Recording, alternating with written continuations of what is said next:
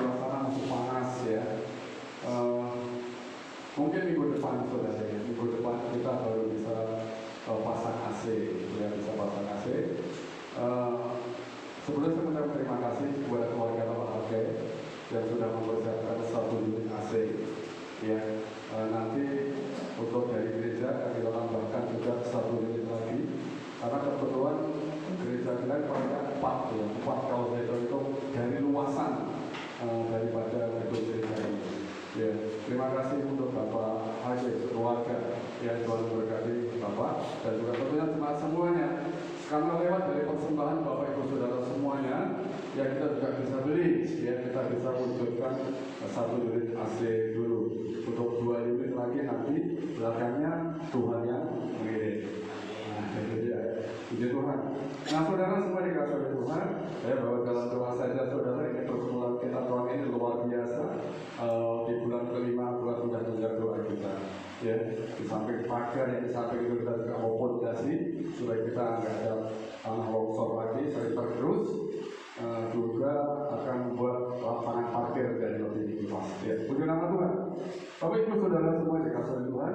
Nah, hari ini ya, saya membawakan sebuah judul yang berkata ada di dalam Kristus. Bapak Ibu Saudara semua di dalam Tuhan. Ya, mungkin hari ini saya membawakan firman Tuhan agak sedikit berbeda, saudara. Ya, yang saya ambil dari kitab Roma pasal 8 ayat 1. Bapak Ibu Saudara semua yang dikasihi Tuhan, saya mau tampilkan dulu Roma pasal kan enggak ya. Ini TV-nya kurang besar ataupun saya yang kurang besar. Demikianlah sekarang tidak ada penghukuman bagi mereka yang ada di dalam Kristus. Demikianlah sekarang tidak ada penghukuman bagi mereka. Mereka itu siapa? Kita. Siapa mereka itu? Orang percaya. Itu tidak ada penghukuman bagi mereka. Tetapi pertanyaannya adalah begini, saudara. Apa maksudnya yang saya kasih garis kuning? Apa maksudnya ada di dalam Kristus? Apa maksudnya ada di dalam Kristus, saudara? Pernahkah saudara bertanya, rata-rata orang menjawab, saudara, berdasarkan firman ini? Oh, kalau aku di dalam Kristus, ya jawabannya kan itu, gak ada penghukuman. Iya, apa ada dalam Kristus, saudara? Terus. Apakah saudara yakin kalau berada di dalam Kristus bahwa saudara tidak akan mendapat atau tidak akan mendapatkan penghukuman? Saudara saudara Tuhan, bagaimana kalau kita ada di dalam Kristus tapi kita melakukan dosa? Kira-kira dihukum apa tidak? Kira-kira dihukum apa tidak? Orang kalau ditanya, kamu jadi orang Kristen 100% kamu akan masuk surga, nggak akan mendapatkan. Iya, 100%. Berdasarkan firman ini, nggak ada lagi penghukuman. Betul apa benar? Ya. Saudara semua, kalau kita berada atau ada di dalam Kristus tapi melakukan suatu dosa, kembali dihukum atau tidak? Bapak Ibu, kalau saudara berada di sana presiden, di sana ada namanya protokol, namanya ada regulasi, namanya ada suatu aturan. Kira-kira Bapak Ibu saudara diusir atau tidak dari istana tersebut kalau saudara melanggar dari aturan itu? Diusir atau tidak? Usir, keluar. Tendang aja.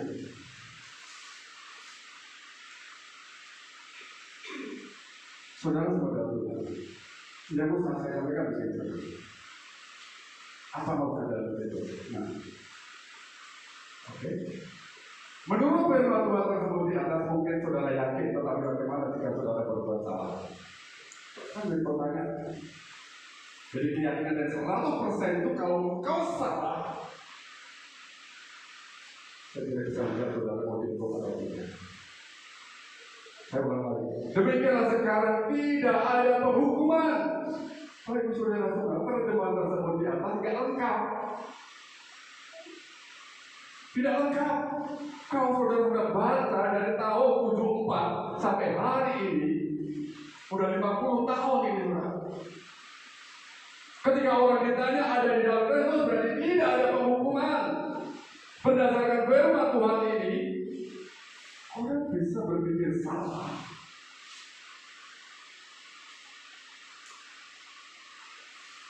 Bagaimana kita bisa berpikir bahwa ada di dalam Kristus tidak akan dihukum jika kita berpedoman pada terjemahan yang tidak lengkap? Nanti akan saya tunjukkan saudara. Bahkan kita tersesat pun kita juga tidak tahu. Kita tidak sadar, bahkan tidak menyadari. Meskipun berulang kita membaca firman Tuhan. Baik saudara sebagai kasih Tuhan. Firman Tuhan tidak pernah salah, amin. Tapi orang menerjemahkan bisa salah. Benar apa betul? Firman Tuhan tidak pernah salah, saya setuju. Tuhan tidak pernah salah dengan firman-Nya, tetapi orang menerjemahkan bisa salah.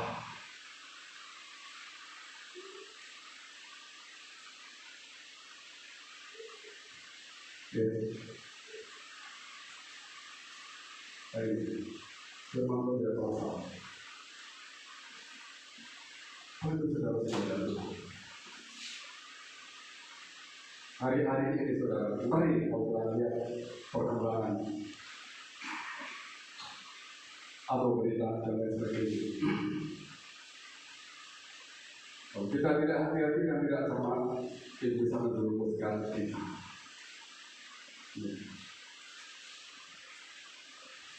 Akibat apanya saudara? Akibatnya apa? Jika terjemahan tersebut tidak tepat, ini bisa menyebabkan penafsiran yang salah. Ya contoh tadi. Demikianlah sekarang tidak ada penghukuman bagi mereka yang ada di dalam Kristus. Orang tahunya kalau ada di dalam Kristus tidak ada penghukuman. Itu saja pengertiannya. Yang kedua, bisa membangun asumsi yang salah. Itu berpotensi ditafsirkan tidak tepat. Dan yang keempat, orang bisa menafsirkan sesuai dengan keinginannya sendiri-sendiri. Walaupun sudah berkali-kali membaca Alkitab, membaca firman Tuhan, orang tidak sadar kalau sebenarnya sesungguhnya ini adalah tidak lengkap, dan itu bertahun-tahun.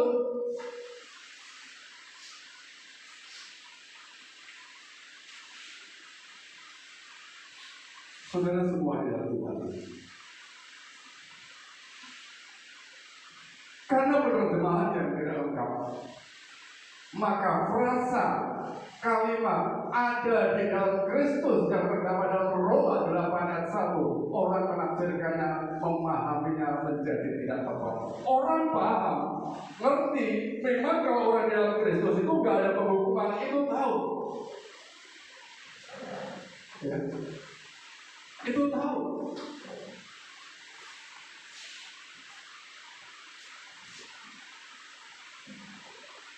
Paham saja, seperti saja, tapi bisa tidak tepat. Nah, saya mau kasih tahu ini kan RAI, Lembaga Alkitab Indonesia. Demikianlah sekarang tidak ada penghukuman bagi mereka yang ada dalam Kristus. Saya mau sampaikan saudara dari bahasa Yunani. Karena perjanjian baru ini kan sumbernya dari sana, tapi juga mau hati-hati. Karena sumber yang berbahasa Yunani itu banyak, cukup banyak. Kalau terbitan yang kesekian itu tidak berpengaruh, tetapi ketika semuanya dari pertama sampai yang ke-30 ke 28 itu berbeda, ini bermasalah. Saudara semua dalam Tuhan. Ya. Saya mau mengajak saudara semua supaya familiar dengan bahasa Yunani. Saya juga belajar kalau saudara. Bahasa Yunani jauh lebih mudah dibandingkan dengan bahasa Arab termasuk. Gampang sekali membacanya. Cuma artinya yang kita nggak ngerti. Kita mudah membaca. Kayak bahasa Inggris saja. Kita bisa berbahasa Inggris di mana tapi tahu enggak. Bahasa Yunani paling sangat mudah kita membacanya. Paling sangat mudah. Ya. Ya saya garis kuning saudara. Ini arti yang diterjemahkan oleh LAI. Auden ara non karakterimatos et Christo ini seu Yesus. Ya. Nah, ini yang tidak ada. Kata-kata peritausin ala kata pneuma. Ini nggak ada diterjemahkan. Ya. Sumbernya kan dari sana. Coba kita lihat dalam bahasa Inggris. Ini satu versi dari King James saja, saudara. Tapi juga hati-hati. Ada yang bahasa Inggris juga nggak ada juga ini. Kata ini yang kata warna biru ini. Who walk not after the flesh, but after the spirit. Nggak ada. Pada sumbernya dari bahasa Yunani itu ada. Ya. Saudara Tuhan, kita bisa salah. Ya. Kalau sampai berpedoman pada penerjemahan yang tidak. Kalau kita terjemahkan secara keseluruhan, demikianlah sekarang tidak ada penghukuman bagi mereka yang ada di dalam Kristus Yesus, mereka yang tidak hidup menurut daging tetapi menurut Roh. Jelas. Gak perlu penafsiran lagi kan? Gak perlu lagi. Begitu kalimat terakhir disampaikan, mereka yang tidak hidup menurut daging tetapi menurut Roh, itulah yang tidak ada penghukuman kalau mereka ada dalam Kristus. Biarpun di dalam edisi kedua perjanjian baru gak ada ini terjemahan ini, gak ada. TB2 edisi 2 gak ada kalimat yang menerjemahkan ini. Mereka yang tidak hidup menurut daging tetapi menurut Roh, itu menjelaskan kalimat sebelumnya. Menjelaskan demikianlah sekarang tidak ada penghukuman bagi mereka yang ada dalam Kristus Yesus kalau mereka hidup menurut Roh. Jelas. Jadi kalau kita ditanya apakah kau yakin? Yakin kalau hidup menurut Roh. Dari mana saya tahu? Saya belajar. Saya juga diajar di orang. Saya diajar di orang. Dan orang beberapa orang yang aku buat ini pun juga mengatakan yang sama. Sama. Jauh sekali kan? Berbeda. Tetapi begitu kalimat terakhir ditampilkan semuanya clear, jelas. Dan kita perlu nggak perlu menafsirkan atau berasumsi hal-hal yang aneh-aneh lagi. Kalau nggak hidup di dalam Roh, jangan harap engkau tidak dihukum. Sangat jelas sekali. Kalau itu saudara semua.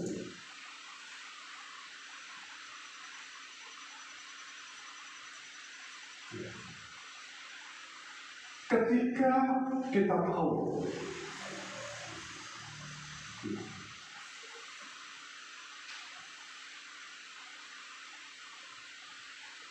akibat terjemahan yang tidak lengkap, saudara,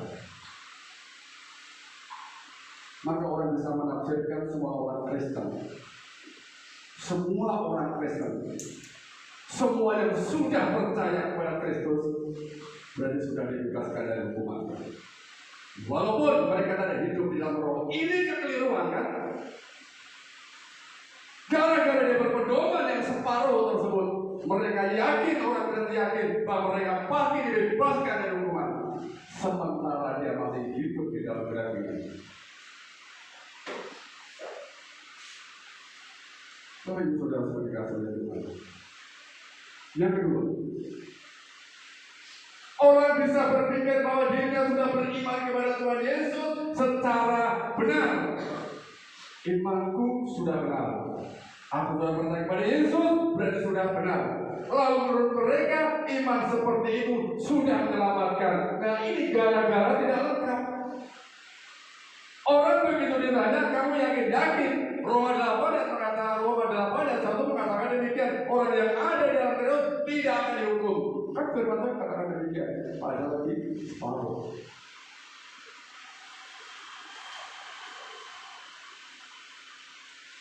Sudah semua. Gara-gara tersebut, banyak orang Kristen yang berpikir salah, berpikir keliru setelah dia menjadi orang Kristen bertahun-tahun.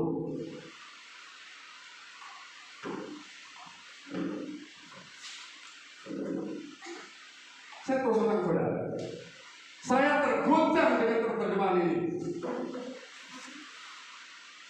Bukan saya tidak terguncang, tetapi semua fakta itu menunjukkan kan sana. Saya tergoncang karena terjemahan tersebut, saudara. Akibat terjemahan tersebut, apa yang terjadi? Banyak orang yang merasa sudah dibebaskan dari hukum terus atau hukum yang mereka belum itu menurut roh. Gara-gara terjemahan tidak lengkap. Memang benar, saudara, ada orang berkata, Pak, bukankah banyak Alkitab ayat-ayat lain yang menjelaskan bagaimana orang Kristen itu harus hidup? Betul Pak? Mungkin Roma 8 ayat 1 tidak menjelaskan demikian, tetapi kan banyak Pak ayat-ayat yang lain. Benar, saya setuju. Tetapi Tuhan juga katakan, jangankan satu kalimat, satu titik pun tidak boleh dihilangkan ditambahin. Amin. Gak bisa. Itu satu kalimat hilang. Firman Tuhan katakan, siapa yang menambah atau mengurangi, bahkan satu titik pun itu tidak dibenarkan. Banyak memang yang menjelaskan bagaimana hidup orang percaya atau kalau mereka menjadi orang Kristen. Gara-gara tersebut apa yang terjadi, saudara? Merasa secara otomatis, begitu aku menjadi Kristen, otomatis aku bebas dari hukuman. Ya. Aku berhak dan layak masuk surga dan terhindar dari api neraka. Clear orang berpikir seperti itu. Gara-gara berpikir berdasarkan Roma 8 ayat 1 yang separuh tersebut.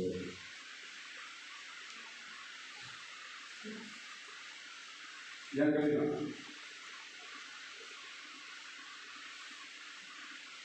gara-gara teman tidak lengkap apa yang terjadi.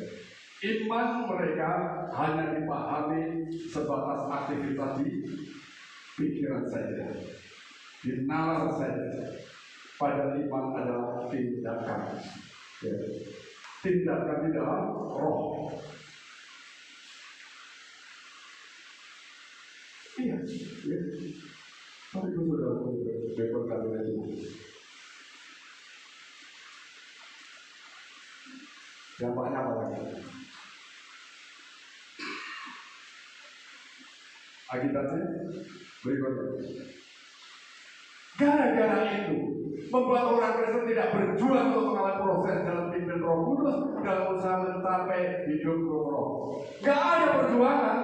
Karena apa? Ya sudah jalani karena aku sudah aman menjadi orang Kristen. Walaupun tidak hidup menurut roh. Ya. Berikutnya, menjadi orang Kristen yang tidak bertumbuh. Gak akan bertumbuh. Karena yang dipahami ya sudah mandek di situ. Seperti bunga plastik ini, gak akan berbunga, gak akan tambah daunnya, gak akan tambah apapun juga. Ya sudah begitu saja. Bahkan kadang-kadang lepas. Bunga plastik yang warna kuning itu mungkin sudah puluhan tahun. Ya itu saja. Semakin hari saya semakin rotok gitu. Gara-gara memahami yang tidak lengkap mereka rontok kadang-kadang karena apa? Stagnan. Iman orang penasaran, dia hanya berpikir aku sudah Kristen dan sudah selamat. Kalau hari kemarin waktu saya menyampaikan firman Tuhan di rumah almarhum Bapak Martino, banyak orang Kristen hanya menjadi Kristen ketika dia mau menikah. Ketika mereka minta dibaptis, ketika mereka minta penyerahan anak, ketika mereka akan menikah, ketika mereka mati, baru mereka kelihatan Kristen. Tapi hari-hari di mana mereka? Ya. Baru nampak kekristenan ketika mereka membutuhkan seperti itu. Tapi hari-hari di mana mereka? Hidup tidak roh atau tidak? Saya mohon maaf saudara. Saya mau ngomongin keras, saya tidak marah dengan saudara.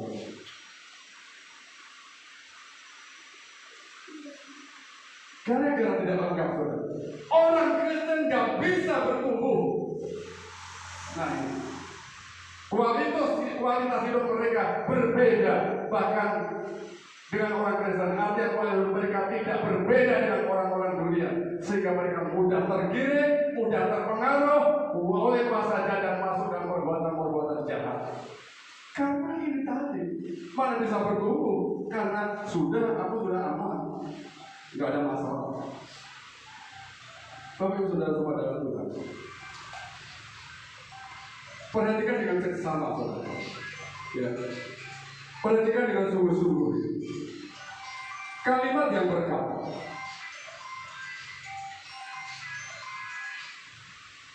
ya. Kalimat yang berkata, saya garis bawah. Mekata sarka peri patausin ala kata pneuma. Ya. Yang berarti mereka yang tidak hidup menurut daging tetapi menurut roh. Artinya apa? Orang yang ada di dalam Kristus berarti mereka hidup menurut roh. Maknanya clear, maknanya jelas, tidak perlu penafsiran yang aneh-aneh lagi. Dan orang pada satu penafsiran bahwa mereka tidak akan mendapatkan penghukuman kalau mereka hidup di dalam roh. Saudara sebenarnya berkati oleh Tuhan. Ya. Itu menjadi sangat jelas. Ya. Bahkan di dalam 1 Yohanes ini juga penuntun sebenarnya. Mungkin orang berkata, aku nggak perlu Roma 8 ayat 1 mungkin memang untuk sampai di situ. Kan ada 1 Yohanes pasal 2 ayat 6. Sekali lagi saudara, satu titik pun nggak boleh dihilangkan, menambah atau mengurangi. 1 Yohanes pasal 2 ayat 6. Barang siapa mengatakan bahwa ia ada di dalam Dia, di dalam Yesus, ia wajib hidup sama seperti Kristus telah hidup. Kan udah berpedoman seperti ini, benar. Saya pun setuju. Tetapi ayat itu gak mungkin bertabrakan satu dengan yang lainnya. Firman itu paling saling mendukung satu dengan yang lainnya. Satu berpegangan ini sama-sama kuatnya, kan repot. Ya, bermasalah kan? Yohanes mengatakan dengan jelas ya dalam 1 Yohanes bahwa orang yang ada dalam Kristus Yesus dia wajib sama hidup seperti Kristus. Artinya apa? Wajib sama seperti Kristus, berkarakter Kristus Yesus. Nah, ya mungkin tulisannya betul-betul nampak ya. Saya pikir dulu dengan TV 42 ini sudah atasi. Rupanya kita perlu nanti video prom ya, yang lebih besar lagi. Tuhan bagi kita, haleluya. Nah, sebutan Kristen dalam bahasa Yunani artinya Kristianos, menurut Kisah Para Rasul 11 ayat 26 ditujukan kepada mereka di Antioquia yang menjadi pengikut Kristus, di mana perilaku mereka seperti Kristus dan mereka memperjuangkan dan mengutamakan kepentingan Kristus. Orang yang ada dalam Kristus, dia mengutamakan Tuhan, dia berjuang untuk Tuhan, ya, dia berperilaku seperti Kristus. Itu sebabnya mereka disebut Kristen, ya, atau dia Kristianos dalam bahasa Yunani. Ya. Kan bagaimana dengan kita? Ya. Apa yang kita perjuangkan selama ini? Apa yang kita lakukan selama ini? Kepentingan siapa? Ya kan? Kepentingan siapa yang kita perjuangkan? Kerajaan Allah atau kepentingan pribadi? Bapak saudara semua dan Tuhan, ada dalam Kristus Yesus itu menjadi sangat jelas. Ketika frasa atau kalimat di belakangnya itu menjadi nampak atau kelihatan, yaitu untuk roh. Segala sesuatu yang kita lakukan artinya itu adalah sesuai dengan kehendak Bapa. Selalu sesuai dengan pikiran Bapa. Sebagaimana Yesus, apapun yang dilakukan, apapun yang dikerjakan, itu adalah melakukan kehendak Bapa. Itu berperilaku seperti Kristus. Ya. Nah, itu. Ya. Ada firman Tuhan yang sempat ketika lupa. Makanan itu yang melakukan kehendak Dia, yang mengurus aku dan menyelesaikan pekerjaannya. Nah, hidup di dalam roh itu adalah kehidupan Yesus itu sendiri.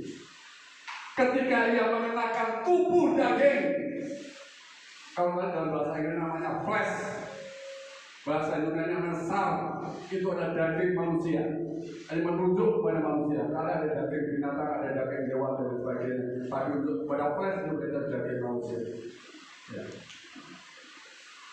Kehidupan di dalam roh, kehidupan menurut roh adalah kehidupan Yesus ketika Ia mengenakan tubuh daging seperti kita. Nah, artinya apa?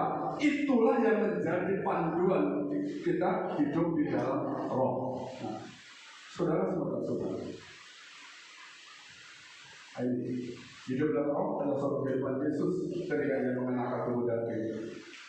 Ketika Yesus mengenakan, ketika Allah mengenakan tubuh daging.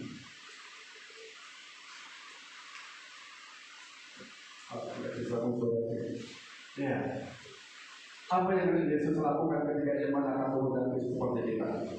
Ya, apa yang Dia lakukan ketika Dia mengenakan tubuh daging seperti kita?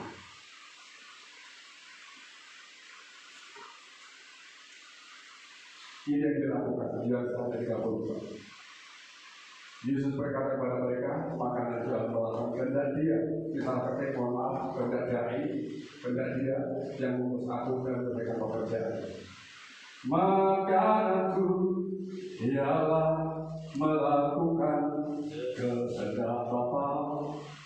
Makananku ialah menyelesaikan pekerjaannya. Dan seterusnya.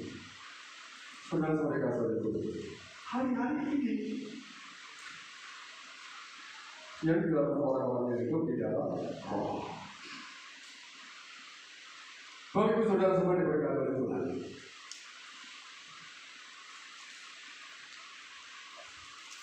Ada di dalam Kristus, tetapi tidak hidup menurut roh. Maka keselamatan belum terwujud secara utuh pada orang tersebut.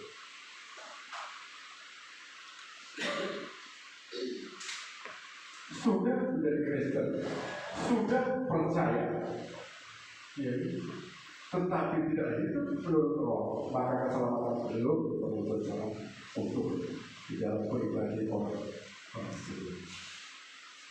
Oleh sebab itu, jangan GR dulu jadi orang percaya. Waktu sudah aman.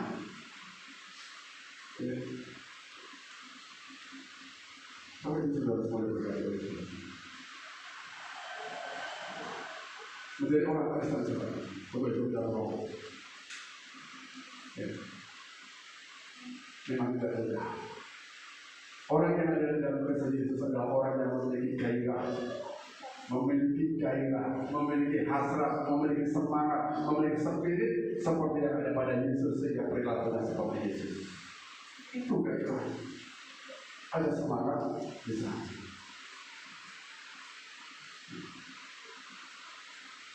Tidak mudah, tetapi Tuhan memberikan saran. Apa itu sarannya? Roh Kudus. Ya. Roh Kudus.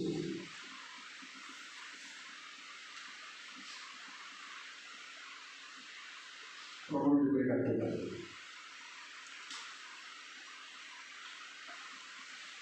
Saudara seperti kata kenaikan Yesus Kristus itu akhir dari perjalanan di dunia, tetapi awal perjalanan kita. Akhir perjalanan Yesus di dunia, tetapi awal perjalanan murid-murid Tuhan.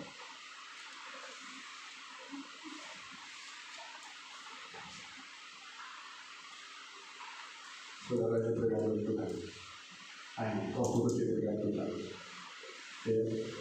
Tetapi apabila ia datang, Roh Kudus itu, yaitu Roh kebenaran, ia akan memimpin kamu pada seluruh kebenaran. Sebab ia tidak akan berkata-kata dari dirinya sendiri, tetapi segala sesuatu yang didengarnya, itulah yang dikatakannya, dan ia akan mengatakan kepadamu hal-hal yang akan datang. Dia akan memimpin kita, Roh Kudus itu. Baik saudara sekali berkati oleh Tuhan. Kita bagaimanapun juga sebagai orang yang sudah di dalam Kristus Yesus, kita perlu belajar banyak firman Tuhan.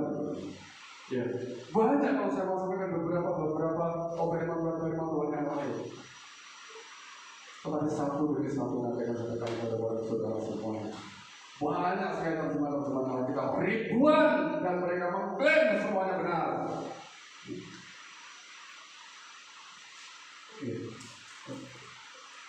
Ya. Tuhan Yesus memberkati kita semua. Yang berbahagialah mereka yang mendengarkan firman Allah dan yang memeliharanya. Saudara mau untuk masuk ke dalam. Haleluya.